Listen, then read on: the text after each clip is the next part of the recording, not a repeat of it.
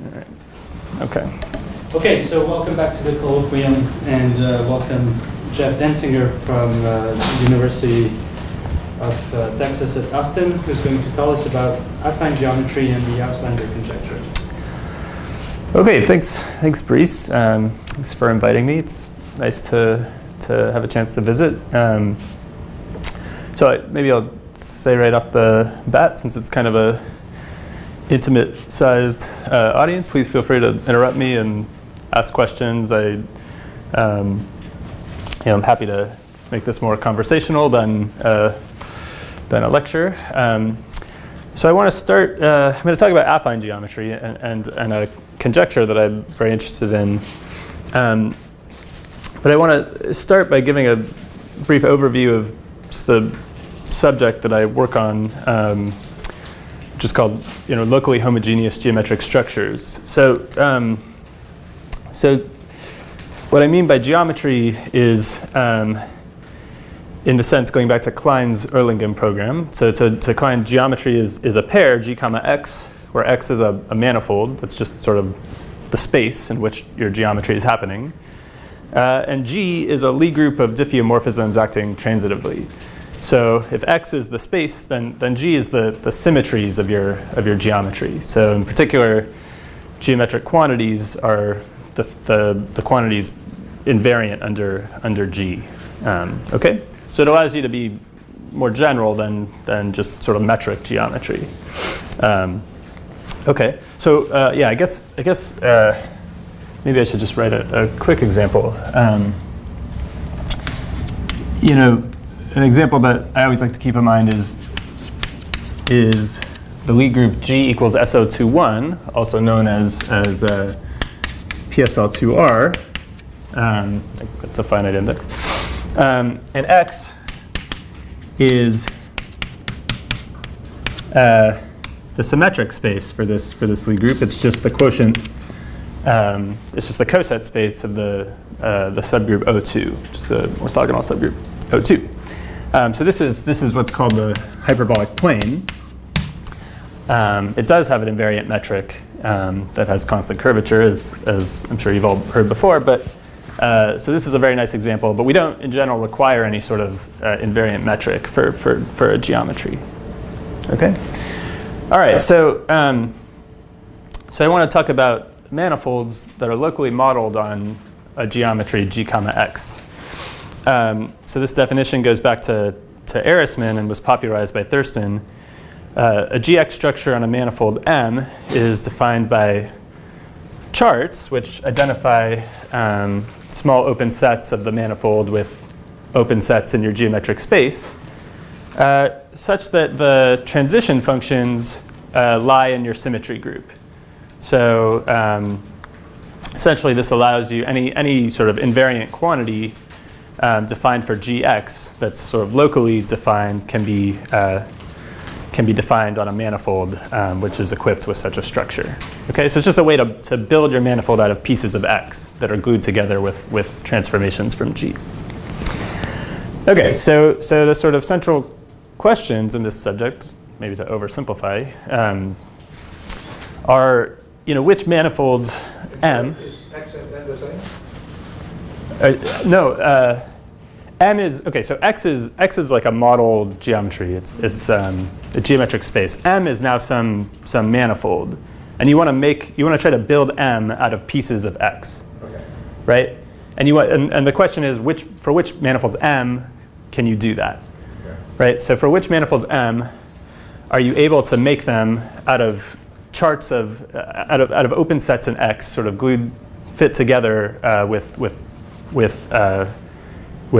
maps in your structure group G. Right, I see. Yeah, like a Riemann surface is built out of pieces of the complex plane glued together by holomorphic maps, sort of like that. Yeah. Okay. Good. Okay. So that's a basic question. Which manifolds can you make? Look locally like a particular geometry Gx? Okay. So I want to talk about a class of special geometric structures that are called complete that are not quite as general as what I just mentioned, they come from properly discontinuous group actions. So let me just remind you of the definition. A discrete group gamma inside of G is said to act properly discontinuously on X if for any compact set K in X, the set of translates of K by elements of gamma that intersect K is finite. So in other words, if you take a compact set in X and you start acting with your discrete group gamma, you'd like that compact set to be sent to infinity by any sequence in gamma. Okay? So that's precisely the condition that gives you nice orbit spaces, nice quotient spaces. So if the action is also free, let's just say for now, I mean it doesn't have to be, then the orbit space, the quotient space of X by the action gamma, is indeed a manifold. So you get GX structures in this way because we've now built M as a quotient of X. So from the quotient, it inherits a GX structure, and that GX structure is called complete. It's a very special kind that the universal cover of M is in fact exactly X. Okay? So this is a picture of that in the setting that I just mentioned before. Here's a picture of the hyperbolic plane. It's tiled by octagons in a nice pattern here. So there's a group, gamma, which sort of translates the octagons around. It preserves this tiling such that the quotient is a genus 2 surface which is locally equipped with the geometry of the hyperbolic plane. So that's what's called a hyperbolic surface. Okay? Or a Riemann surface. This is also a complex. This disk is sort of a complex object. Okay. Questions about that? Make sense? Okay. So the fundamental questions in this setting are: okay, which subgroups gamma of G act freely or not? I don't really care. Properly discontinuously on X. And once you find some subgroups which act properly discontinuously, which manifolds do you get as the quotients, X mod gamma? So which manifolds, if you hand me a manifold, can I describe it as a quotient X mod gamma for some properly discontinuous group gamma inside of G? Okay? Let's go through some examples, some basic examples. So one nice geometry that I think we're all familiar with is Euclidean geometry, where the space X is just the Euclidean n space, just a copy of our n. And the group G is just the isometry group of Euclidean space. It's just the group of all rigid motions, right? All rotations and translations and reflections, things like that, right? Okay. So great. So here's an example of a properly discontinuous action in Euclidean space. I can take gamma to be a copy of z to the n, just generated by n independent translations. Yeah? And so here's a picture of like a wallpaper pattern in R2. You see here, this picture is invariant under, say, a copy of z squared spans by this translation that pushes the white square sort of up and to the right, and this translation which pushes it sort of up and to the left. So those generate a copy of z cross z that preserves this picture. So if I take the quotient now, what I'm going to get is a torus, and you'll see on this torus, you'll see only finitely many of these squares sort of painted on that torus. And if you sort of walk around the torus and develop, you would see this picture. Okay? All right. So that's pretty simple. Is everybody okay with that example? Yeah? Okay. Okay, so in fact that's, more or less that's as complicated as it gets. Well, okay, that's not totally true, but essentially there's not so many very complicated groups that can act properly by Euclidean transformations. Bieberbach's famous theorems from the early 1900s say that if you have a subgroup of the Euclidean isometries acting properly discontinuously on Euclidean space, then actually gamma is virtually abelian. So gamma actually has a finite index subgroup, which is abelian. Okay. So it's not a very complicated group, gamma. It might have some sort of glide rotations and things. Geometrically it could have something interesting going on, but as a group it's not so complicated. Yes. So if the manifold, if the quotient manifold that you get is also compact, then things are even simpler. In fact, gamma has a finite index subgroup, which is a lattice of translations. So if you have a compact quotient, if a properly discontinuous action with compact quotient, then up to finite index, you're just this example. You're just a lattice of translations. Okay, so another way to say that is any compact Euclidean manifold or orbifold is finitely covered by a torus. Yeah? Okay. Great. So now let's go to a setting of affine geometry. This is what I want to talk about today. So what's affine geometry? It's just the geometry where the space X is, again, just an n-dimensional vector space. I'll call it V. It's just a copy of Rn. And the group G is just the group of affine transformations, which I think we're all familiar with from various elementary math classes.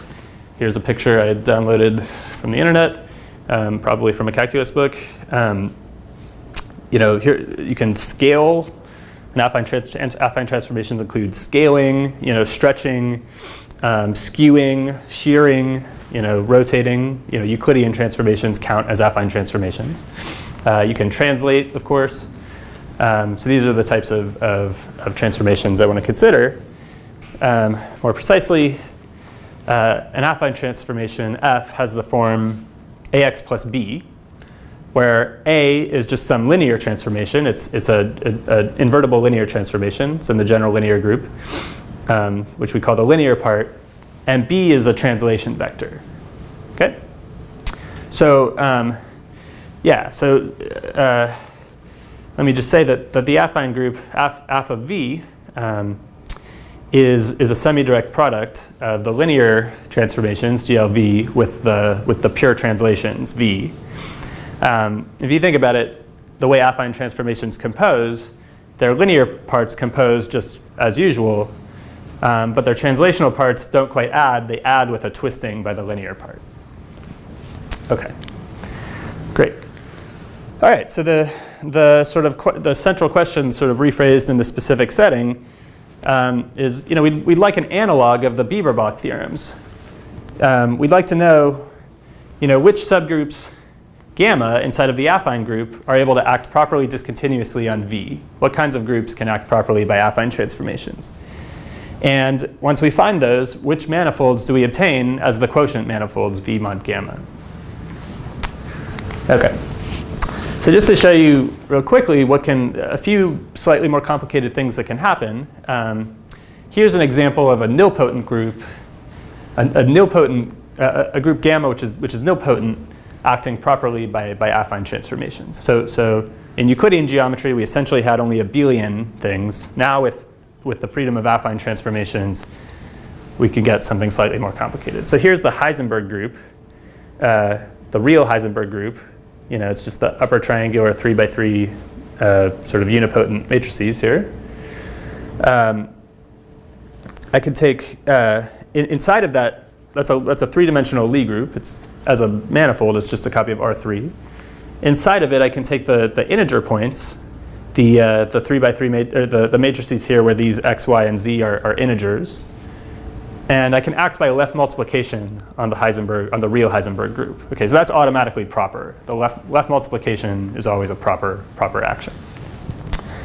Okay, but if I write what's happening in sort of the most natural coordinates here, you see that this action is actually an affine action. If you if you identify the real Heisenberg group with R3 according to the obvious coordinates here, the action on the left by this integer matrix is just I'm just sort of adding to each coordinate, and sometimes scaling a coordinate by a number and adding it to another coordinate. That's just an affine. It's sort of a translation and a shear. Okay. So here this is a nice example of a nilpotent group acting properly by affine transformations and co-compactly, in fact. Okay.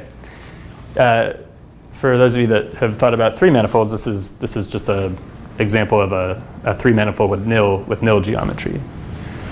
Okay. Okay, here's a slightly more complicated example. It's not nilpotent, but it's solvable. So here are three affine transformations. A is just translate in the x direction. B is just translate in the y direction. And now T is more complicated. It translates in the z direction after applying a linear map in the xy direction. So what's called a Nosov element of SL2Z here. Okay. So if I take these three affine transformations and I generate a group, call that gamma, then actually I get a group that looks like this. As an abstract group, it's generated by three things, A, B, and T. A and B obviously commute, they're just translations. And then conjugation by T changes A into AB and changes B into AB squared. Okay? So this is just a semi-direct product of Z squared with Z. The Z squared is the A and B generators, and the Z here is the T generator. Twisted by this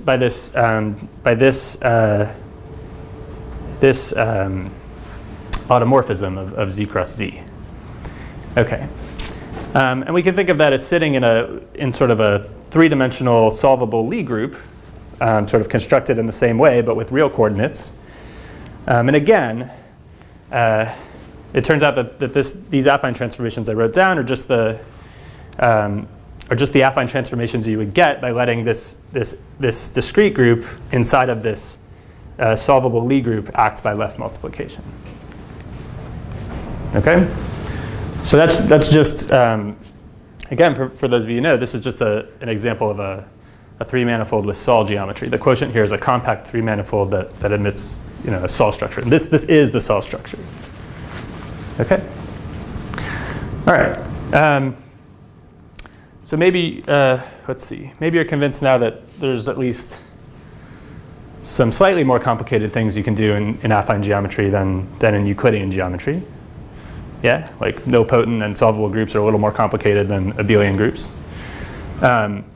So the fundamental question that I really want to try to talk about today is, how much worse can it get? What are the properties of discrete groups that are able to act properly by affine transformations? In particular, is there an analog of the Bieberbach theorems in this setting? So conjecturally there is, and it's called the Auslander Conjecture. It says that suppose gamma is a subgroup of the affine group acting properly discontinuously with compact quotient Rn mod gamma. Then, as an abstract group, gamma has to be virtually solvable. So it has to be just like those examples I told you, more or less. It's some sort of lattice inside of a solvable Lie group that's secretly just acting by left multiplication. Okay, so that's the conjecture. So it's actually, I should say it's known, I forgot to put this in the slide. It's known up to dimension 6 by Abels, Margulis, and Seufer, recent work, but it's wide open in general, and it things seem to get much more complicated in higher dimensions. I think it's a very interesting conjecture. I think it's intuitive, right? It says, if you squint, it sort of says, well, affine geometry is a little more flexible than Euclidean geometry, but it's still flat, right? You still have this parallel translation. You still have a flat connection, and flat geometries shouldn't allow like big, complicated group actions inside of them, right?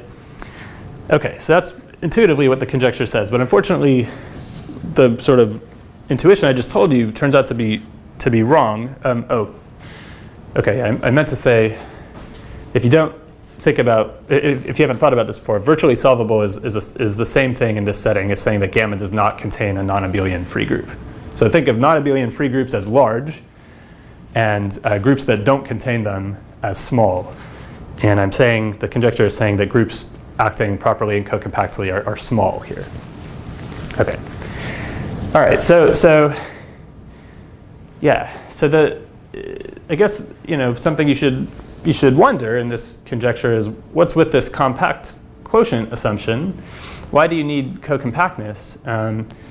It would seem that the biggest possible groups, that could act would be co-compact. So if you have something that's not co-compact, it might be smaller.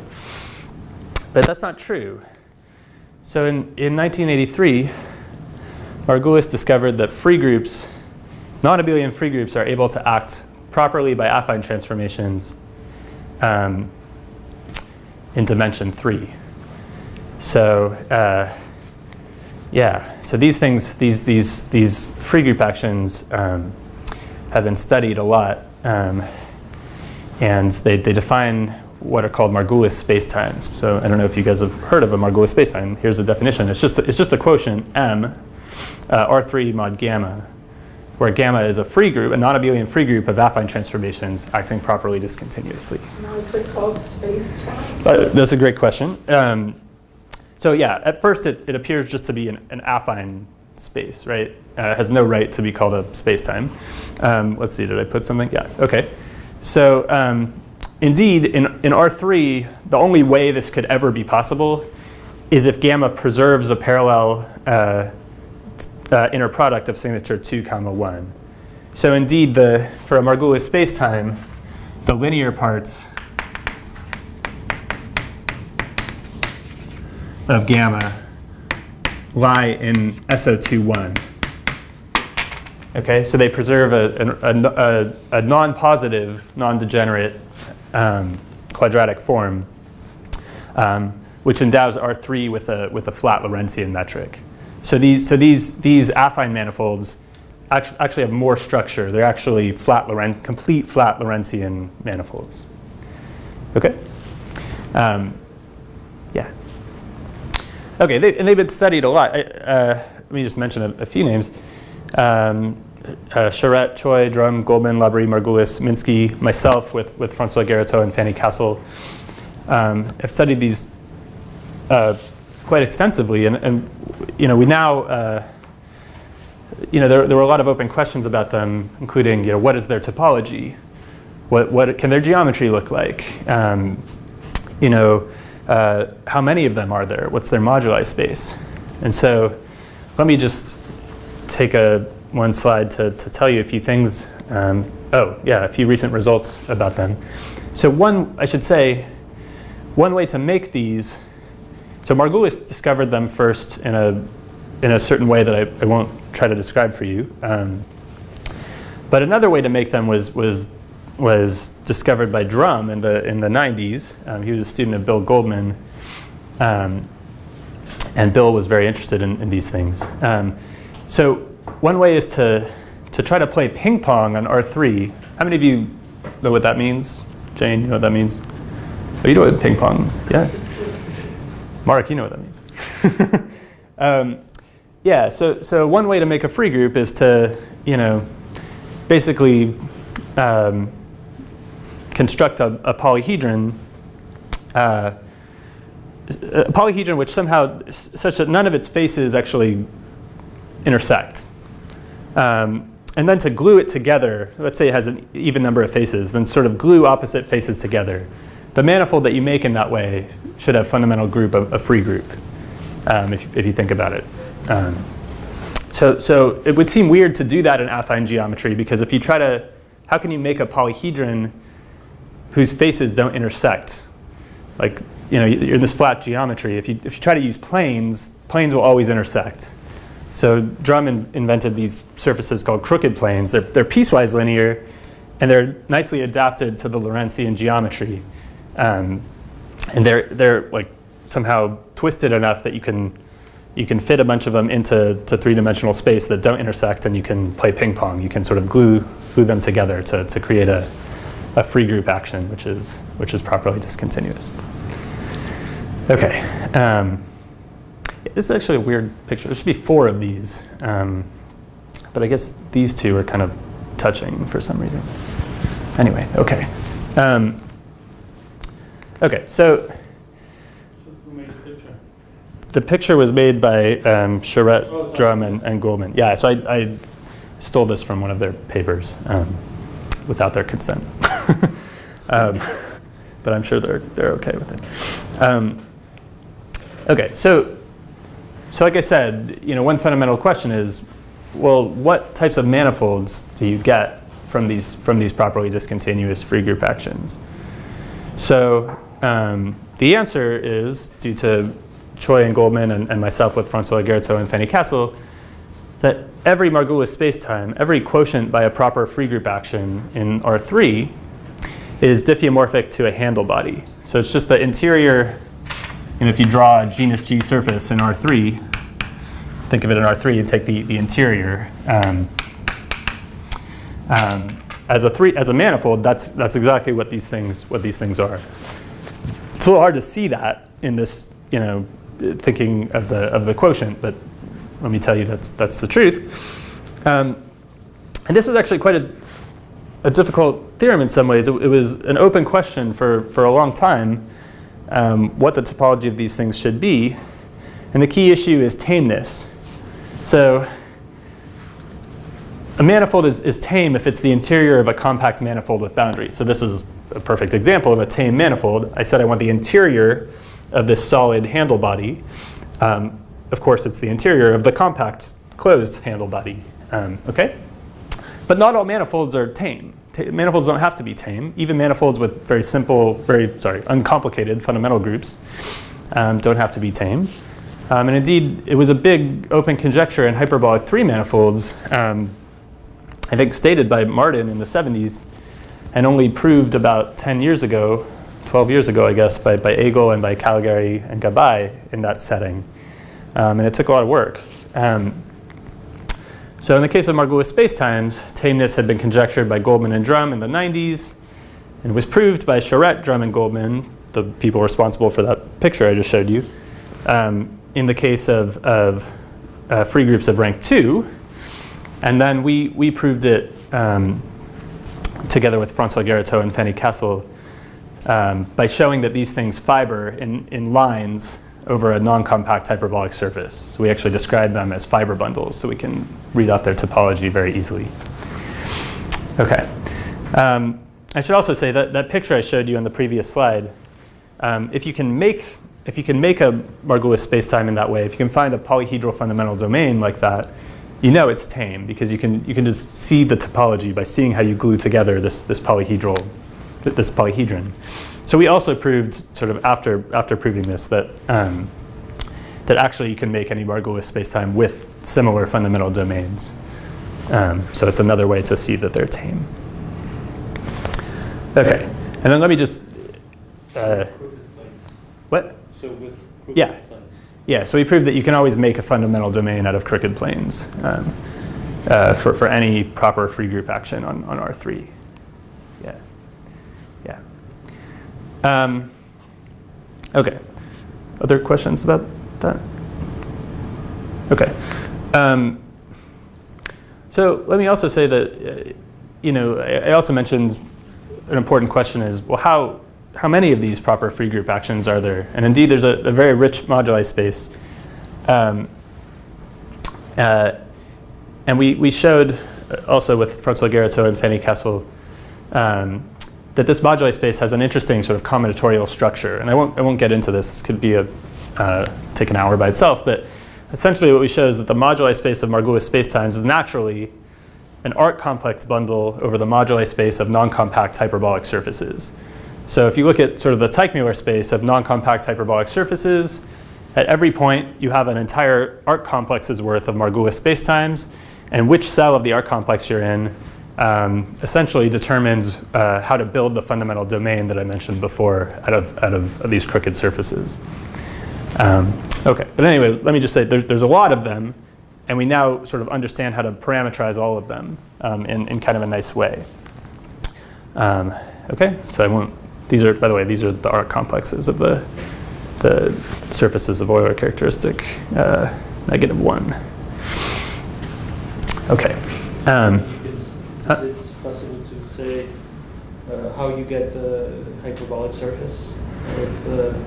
Yeah. So is it the linear? exactly. So if you have a proper free group, a properly discontinuous free group of affine transformations in R3, you just look at the linear parts, and they're in SO2-1, and it turns out they're discrete. So they determine for you a hyperbolic surface just by looking at the quotient of that discrete group in the hyperbolic plane. So that gives you a hyperbolic surface. Turns out it has to be non-compact. Why? Why does it have to be non-compact? Yeah. Well, that's a good question. Potentially by the end of this talk, I could tell you why. Okay. Yeah, let's leave that for later. Yeah, there's a really nice dictionary between these affine actions and like geometry of hyperbolic surfaces that hopefully I'll have a chance to say something about. Yeah. Okay. Other questions? That's a good question. It's a very non-trivial question. Okay. All right. So let's keep going. So you know, the point I'm trying to encourage you to wonder what other possible examples of proper free group actions there could be. How deep does this go? So there's other free groups. So the non-abelian free group of rank R for any R admits a proper affine action on an affine space of dimension n when, for example, the dimension is 4k plus 3. So k equals 0 is the case we've been talking about. So every 4 dimensions, you get some more nice actions, properly discontinuous actions by free groups. Of course, you can always sort of product on a trivial direction, but sort of irreducible actions. And the linear parts are, yeah? What's R? I mean, is it related to K? No. Essentially, R doesn't matter. You know, R is anything. Yeah. Sorry, I just might as well put 2 there. And the linear parts here, just like in dimension 3, they were in SO2-1.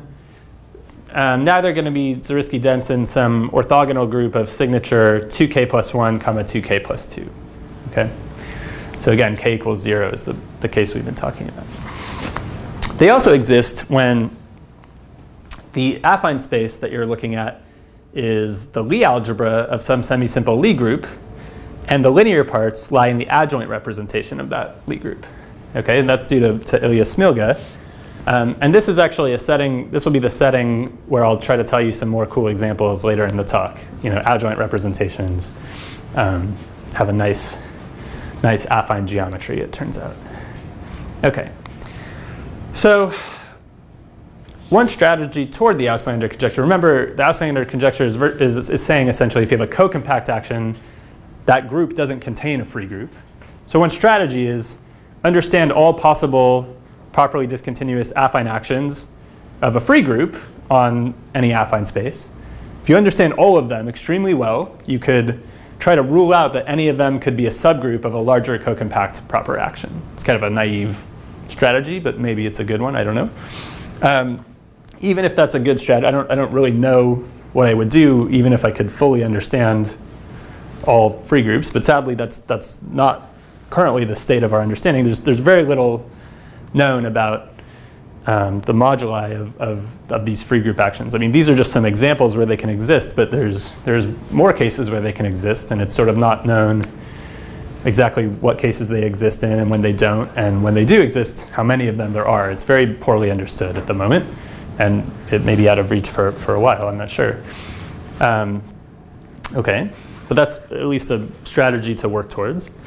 Or, well, you might ask, well, maybe it's not true. Maybe the Auslander conjecture is false. So how would you build a counterexample? Well, free groups are not going to do it, right? Because as we saw here, the quotient of a free group in R3 was this handle body, right? And a handle body is not, is not compact. It's not a compact manifold. And it's essentially a one-dimensional object, right? A free group has virtual cohomological dimension 1, right? And if you had a co-compact action in this setting, the dimension of the group, the cohomological dimension of the group that's acting should be the same as the ambient space that you're acting on. So, although free groups are very large, they have very low dimension. We'd like to look for interesting, if you like to work towards finding a counterexample, one thing to do would be to look for interesting, non-solvable, proper affine actions by discrete groups gamma, which have higher virtual cohomological dimension. Okay, and that's what I want to tell you in the end of the talk. I want to tell you how to do that. I want to tell you about a new construction due to myself with François Garoteau and Fanny Kessel. Okay, so the theorem is that any right-angled coxeter group, which from now on will be written RACG on the slides, admits a properly discontinuous action by affine transformations on some Rn. And here the dimension of the affine space Rn in this construction will be k times k minus 1 over 2, where k is the number of generators of the coxeter group. So in particular, it's very far from the cohomological dimension of these groups, which can be arbitrarily large. It's still very far from the dimension of this ambient space. It's failing at least quadratically to be co-compact. But nonetheless, these are very interesting groups. Perhaps you've heard there's been a lot of excitement about them in recent years due to the relationship with special groups and actions on cube complexes. In particular, sorry, did you just say what the VCE was for this group? Yeah, that can be calculated for any given right-angled coxeter group. Its dimension can be calculated, but it depends. Yeah, it depends. Yeah, I can give you some examples. Yeah, so for example, here's an example. You said it's not n. It can't, right. So it's not, so for example, it's bounded by the number of generators. Yeah. So you've got, it would never happen, but at worst, at best, the dimension of such a group, is bounded by the number k of its generators, and the dimension of the affine space that it's acting on is quadratic in k. Yeah. Okay, so as a corollary, we get a lot of nice groups. So there's lots of nice right-angled coxeter groups, and there's a lot of nice groups living inside them. For example, the fundamental group of a closed surface is a subgroup of a right-angled coxeter group. It's a subgroup of, for example, the reflections. A hexagon in a right-angled hexagon in the hyperbolic plane. So if you take this right-angled hexagon and start reflecting it around, that generates a group, and that group has a finite index subgroup, which is the fundamental group of some genus G surface. Okay, and that a surface group has virtual cohomological dimension 2. Okay, so we're doing one better than free groups already. So that's good. Further, you can get the fundamental group of any hyperbolic 3 manifold. So by the recent breakthroughs of Agel, hyperbolic 3 manifold groups are virtually special. Let's not get into what that means. I'm the wrong person to tell you about that anyway. But one consequence of that is that they virtually embed in right-angled coxeter groups. So for any hyperbolic 3 manifold group, I can, up to finite index, find it inside of some right-angled coxeter group. Okay? So I can make, and of course the cohomological dimension of hyperbolic 3 manifold groups is 3. So I can make 3-dimensional groups that are very complicated, that are hyperbolic, that act properly by affine transformations on some huge Rn. I mean, it's not going to be possible to even control that in this using the work of Agel here. And then more generally, we can get Groma hyperbolic groups of arbitrary virtual cohomological dimension. So it turns out that right-angled coxeter groups, which are both Groma hyperbolic and having arbitrarily large dimension, exist, and that's due to a theorem of Januszkiewicz and Swiatkowski, I believe from the early 2000s. It's kind of surprising, I think, but it's true. Do you know what's the n of the Rn that they absent? Compared to their... You mean in this case? Right. Well, so that's just so the n is always k squared, Oh, yeah, yeah. and so but it's a good question. The question is essentially then how big of a dimension, what is the dimension of these examples in terms of their number of generators? And I have no idea. It's probably, you probably need a lot of generators. Do you know this, Mark? You probably need a lot of generators to get the dimension up. I think it's kind of an inductive construction where you end up, adding a bunch of generators each time, and sort of possibly it could be understood, but I personally don't know. Okay, and then let me just say, I won't say anything about this because we don't know, but so we make these proper actions by these interesting Coxeter groups.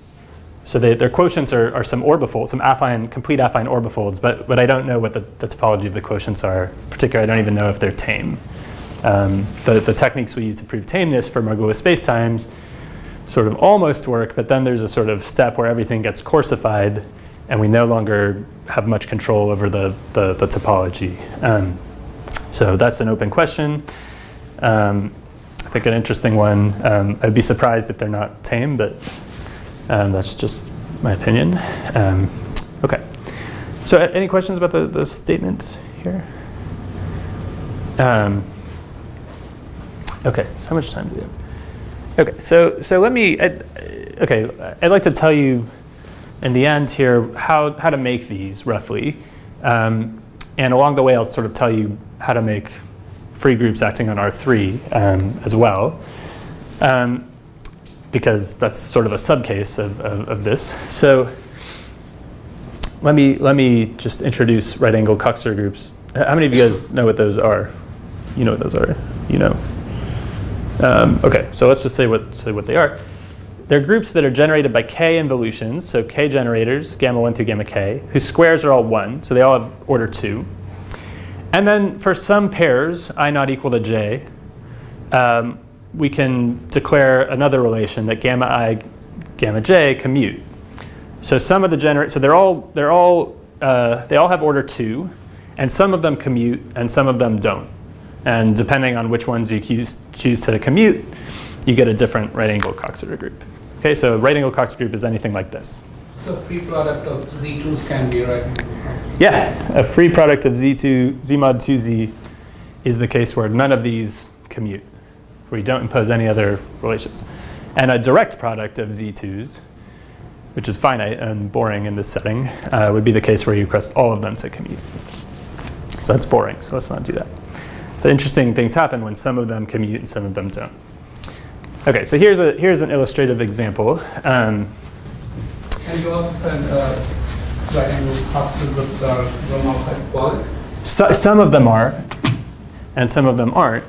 And it's very easy to decide due to a nice theorem of I believe, Mousson.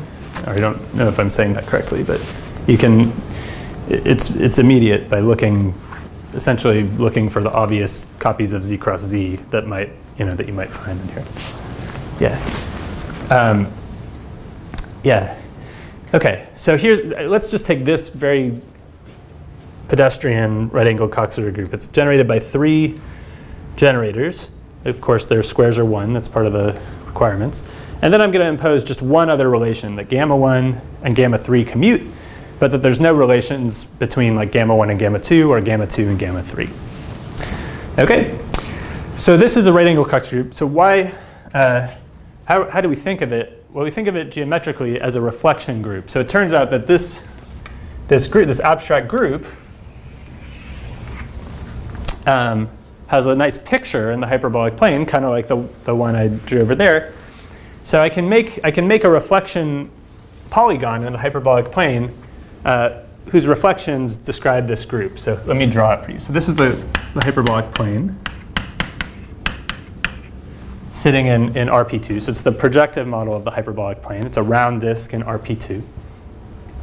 Okay, so I'm going to draw two faces that meet at a right angle here. And then this face, a third face here,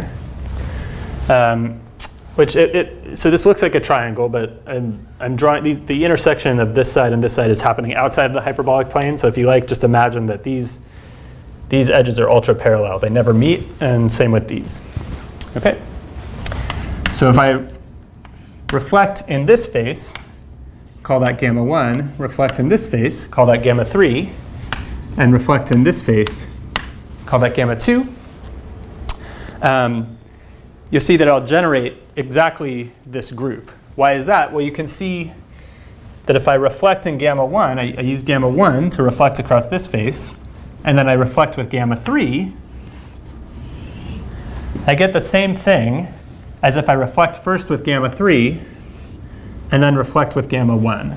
So the right angle here is what creates the commutativity. Okay? And by the way, this you can sort of, once you draw these four tiles, you can see that this is now virtually a free group, right? If I go to the finite index subgroup, corresponding to this union of tiles, I'm essentially just describing reflections in a hyperideal square, and that has a free group inside of it. The finite index. Okay. So does this make sense, this picture? So I only drew four, but maybe here's, when I reflect across this face, it starts to get harder to draw. But I've got another tile here, and they keep, there are infinitely many tiles sort of accumulating in these, in the ends of the hyperbolic plane here. Okay. Great. So what this gives me is, by realizing this reflection group as a geometric, or realizing this Coxeter group as a geometric reflection group, I actually get a representation of it into O21, the isometries of the hyperbolic plane, which is a discrete embedding, it turns out. So it's injective and it's discrete. Okay, so it really realizes this Coxeter group as a discrete subgroup of O21. And something else I'd like to point out is that there's some parameters here. There's some freedom. So I don't have much freedom in how these two sides meet. They have to meet at a right angle, so there's not much I can do. But these two sides don't meet. So there's some distance between them, D12, I'll call it, and some distance between these two. I'll call that D23. And I can move this second face. I can move it closer to gamma 3 or closer to face 3 or face 1 or farther away. I have essentially 2 degrees of freedom here. Okay, so so I actually get a family of discrete embeddings, rho, of this Coxeter group W into O21. And they're parametrized precisely by the geometry of this fundamental domain, by these distances. Okay, so that's great. So getting to Jane's question from earlier, let me say vaguely, having families, having deformations of a discrete embedding into some Lie group, in a nice way gives you some affine actions. So let me tell you how that works. And it's a little abstract if you haven't thought about it before, but so let G be any semi-simple Lie group, and let's denote its Lie algebra by frac G. So let's let rho be a discrete embedding. And infinitesimal deformation of rho is a lift of rho up to the tangent bundle of G. So let's call it phi. It's just an assignment of tangent vectors at each point of the representation that tells you infinitesimally how to deform. Okay? And it has to obey the group laws to first order, but it's just a formal infinitesimal deformation. Okay, so we have a lot of those because we actually have a 2-parameter family of these things, so we can take derivatives of those and get a lot of infinitesimal deformations. And observe that the tangent bundle of G is just as a group, it's just the semi-direct product of G with its Lie algebra twisted by the adjoint representation.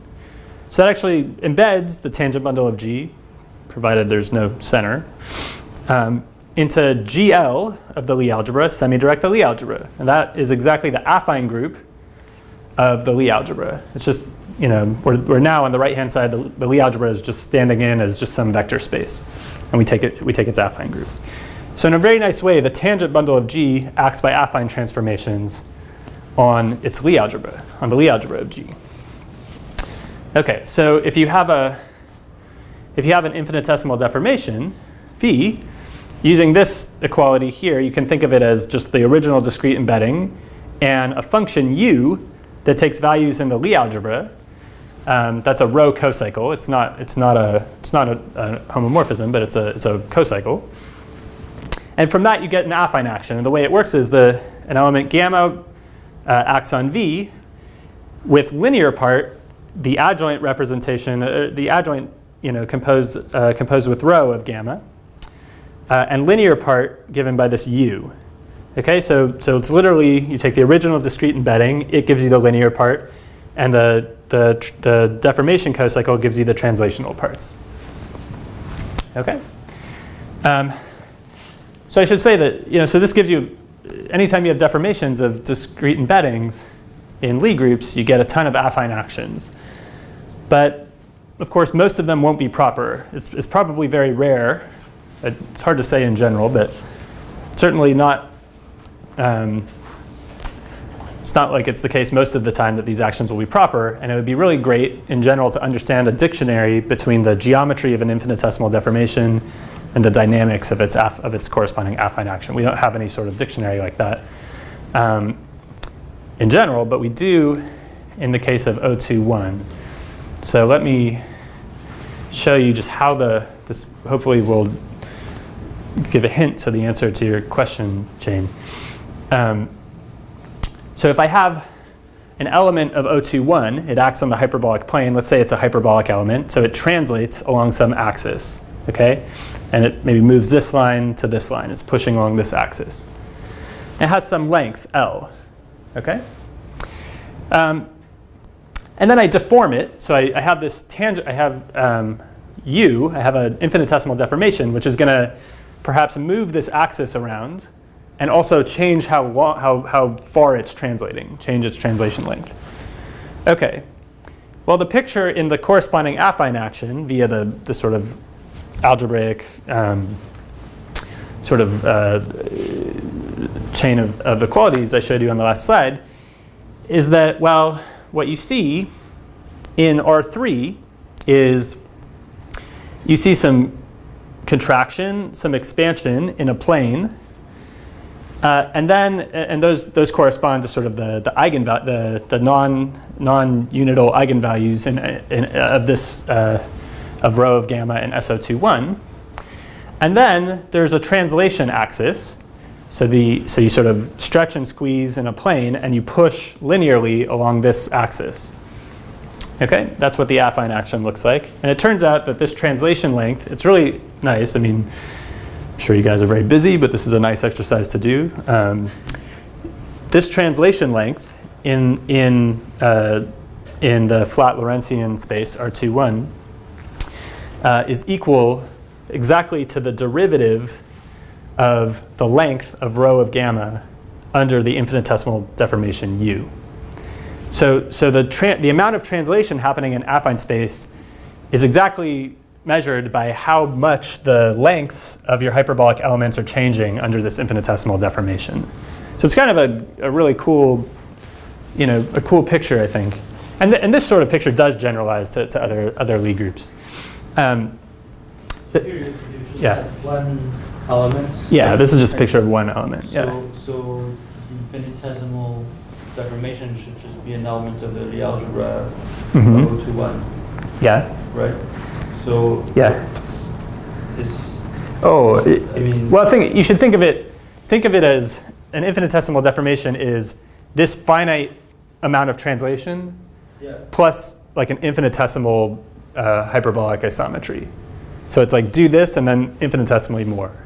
But then you sort of measure that just with one element of the Lie algebra. Yeah. So essentially, if the element of the Lie algebra is as a vector field, sort of pushing along this axis, that's what it would mean to make the element longer. But if it's pushing sort of orthogonal to that axis, then it's just moving the just sort of moving the axis around. Yeah. Yeah. Okay. So, so more generally, let me just say that, okay, so clearly if you want a proper affine action, you need some non-zero translation length. So you certainly want the lengths of all the elements of your subgroup of O21 to be changing. It turns out you need them all to be changing in the same way. You need them all to be expanding, or you need them all to be contracting. And that's why you can't ever have a compact surface group. It's because there's no way to deform a compact surface group so that all of its lengths go up or all of its lengths go down, right? It's sort of basic. I don't know, maybe it's not basic, but it's a fact that one should believe if they've thought about hyperbolic surfaces for some time. It's not hard to prove. Okay, great. Okay, so let's finish up by saying, let me just say how, so what are the, I told you that not all infinitesimal deformations give proper actions. Those should be kind of rare. So the way that I'm going to get them is, well, I'm going to choose my distances here. In this example, I'm going to choose my distances to all be some constant, capital D, minus a parameter t. So I want these distances to be equal. And as I move in time, I want this wall to be sort of getting closer and closer to these two. Okay? I take the derivative of that. So from that, I get these representations. And I take the derivative, and I get some infinitesimal deformation. I get some rho 0 and some infinitesimal deformation u. And going back to Brice's question, if you look at this infinitesimal deformation cocycle, it's really telling you something really concrete in this setting. If you apply it to one of the generators, one of the reflections, well, it's giving you apply it to the reflection, it gives you an element of O21, of the Lie algebra of O21. You should think of that as a killing vector field on H2, a vector field which preserves the metric. And what it's telling you is just how the reflection walls are moving. So perhaps, it depends on your choice of coordinates, but perhaps I've defined my deformation so that these walls stay the same. But in order for this wall to get closer to these, this one needs to move. So it's assigned some infinitesimal motion by our deformation cocycle. It's moving it closer to these walls. And of course, the same thing has to happen sort of equivariantly across the whole picture. This is moving in. These four tiles are kind of all getting smaller. This tile, since this wall is already moving that way, it has to be moving very rapidly. These walls are sort of moving even faster than this wall so that this tile also gets smaller. And the whole picture is sort of contracting towards the origin. Okay? So that turns out to be exactly, so you can sort of believe now that you start reflecting and look at the sort of hyperbolic elements of this group, that all of their translation lengths will be getting shorter in some sort of uniform way. If I have an element that translates this tile to a tile way over here, this tile and this tile are moving together like extremely rapidly. And so that translation length is getting shorter. Okay, so the corresponding affine action has very large translations, and hopefully you can imagine it's very non-trivial to show, but you can imagine that. Well, actually, it's not non-trivial to show. I was going to give a proof, but I think I'm out of time. But it's not immediate that should give a proper action, but it's at least a hint that it should. Okay, so I think I'm not going to go through. I was going to tell you how to prove that you get a proper action here, but let's skip that. Let me just say, though, this infinitesimal deformation defines a proper action.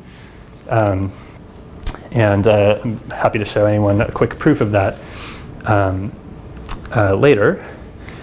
And then I'll just say, we don't have any time, but in the general case, oh, wow. OK, so let me just say in the general case, you do a similar thing. You realize an abstract right-angled Coxeter group as reflections in some polytope in some projective space in such a way that you assign some distances between the faces of non-commuting generators by defining a bilinear form. And so basically, by similar construction, you get a family of discrete embeddings into the orthogonal group of some bilinear form. But now the signature of the form is not n1, it's pq for some pq that you can't really control. And so you have to study pictures like this, pictures of reflection groups, but not in hyperbolic geometry, rather in a semi-Riemannian version of hyperbolic geometry. A hyperbolic geometry where the metric has negative curvature, but it's not positive. It has some positive directions and some negative directions. And so, and further, the union of the tiles is not the whole space. It's just some convex domain in the space. So you have to study how those convex domains deform when you choose good, choose good parameters, Dij, good deformations of your parameters. Anti-de Sitter is an example of these. That's right. That's right. So anti-de Sitter space, which maybe Sarah Maloney was here earlier, so she may have talked about anti-de Sitter space. H21, so the signature 2-1 semi-Riemannian hyperbolic space is a copy of anti-de Sitter space, which I think you guys heard about earlier this semester from Sarah. And so what the picture looks like essentially is, well, you've got this space, and it has some negative directions and it has some positive directions. And you've got some reflection simplex. You sort of orbit it around, and you get some convex domain that's sort of not covering the whole space, just a little convex domain here. And then you try to deform in the same way so that the tiles all get smaller, and you have to understand, how the translation lengths of the sort of hyperbolic elements of this group are changing, and how the geometry, you have to show that the geometry is sort of contracting in a sufficient sense to prove that you get properness. Okay, that's how we make those examples. So, okay, I'll stop there. Yep.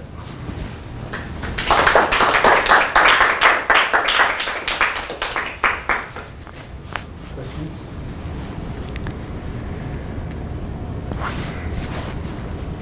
Okay, so just Yeah, sorry. sure. So you're choosing a way to deform them, Yeah. so that it is going to ensure that this deformation corresponds to a proper action. Yeah, that's right. Yeah, so But did you say? So the argument is that all the distances get shorter, and that somehow you can use that to. yeah, right. So it's probably a little too long to sketch right now, but I'm happy to tell anybody after the talk. But essentially, you're meant to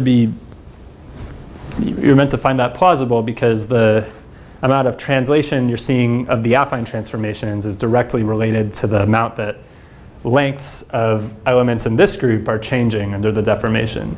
So if I find a way to make this picture contract in all directions, which is not actually possible in this case, but don't worry about that.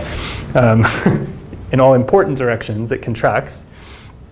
Then essentially, you should be convinced that at least the corresponding affine transformations, or as you sort of take longer and longer elements of the group, the corresponding affine transformations have larger and larger translation distance.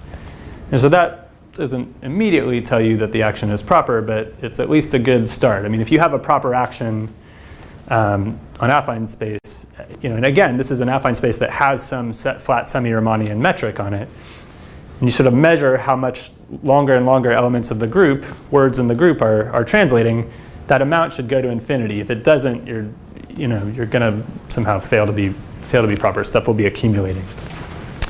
So yeah, so making the whole picture contract or expand, it doesn't matter, it's just an infinitesimal deformation, guarantees that the affine transformations are moving affine space a lot. And that's, you can spiff that up into an argument that you get proper discontinuity. Yeah. Other questions? Can I just ask, so I'm trying to get the general picture. Yeah. So that would be, okay, maybe it's ridiculous to say it like this, but like a weak counterexample to the Auslander conjecture?